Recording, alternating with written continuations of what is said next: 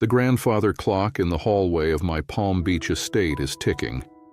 Each beat feels like a hammer hitting a nail into a coffin. Tick, you're late. Tock, it's over. Today is January 16th, 2026. I'm sitting here in a 10-bedroom mansion where loneliness sleeps in every single one of them. Outside, self-driving Teslas glide silently past my gates, carrying young people who think the whole world is inside their iPhones. They're just like I was in 1976. They think time is a bottomless well. They think they'll live forever. I look at my hands.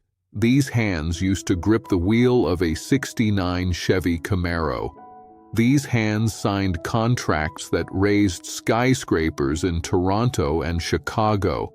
Back then, I believed in the American dream. I thought if my bank account had 7 figures, I was a made man. But now, the slight tremor in my fingers tells me that all that wealth can't even help me hold a cup of coffee without spilling it. Can you smell the scent on this old paper I'm holding? It's the smell of 50 years ago, the smell of a greasy diner in rural Ohio, burnt coffee and her cheap jasmine perfume. Her name was Sarah, and I was the most successful fool the world has ever seen. It was July 1976. America was celebrating its bicentennial, but I was busy celebrating my own ambition. I met Sarah at a roadside diner. She was a waitress with dreams bigger than that small town. When she tucked her brown hair behind her ear and asked, "Anything else for you?" I should have said, "Yes, the rest of your life." But what did I do? I talked about my plans to move to New York. I talked about how I was going to conquer the business world. She looked at me with those deep blue eyes and said, "Billy, the stars look the same in New York.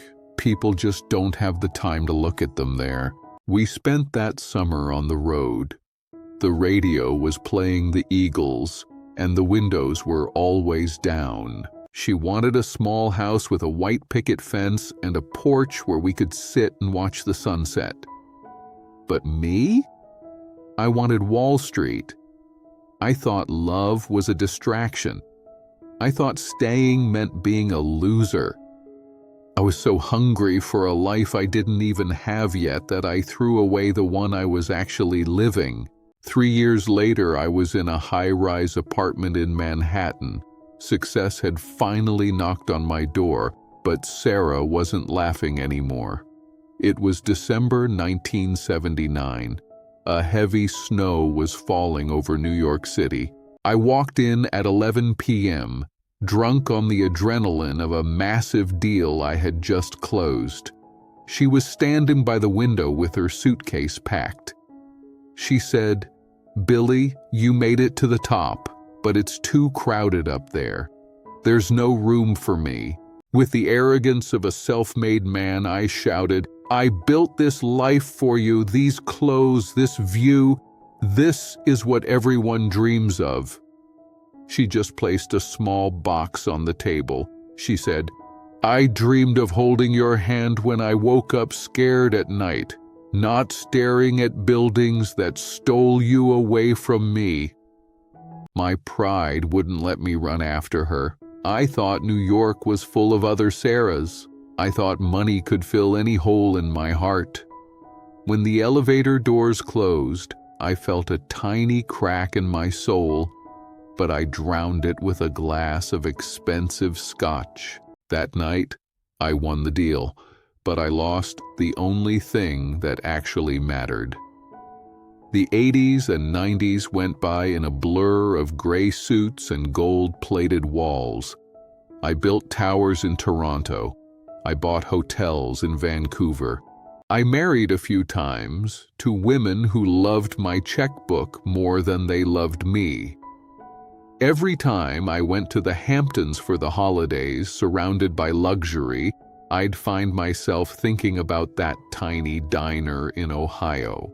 I learned how to negotiate with loneliness. I learned how to work 18-hour days to silence the voice in my head.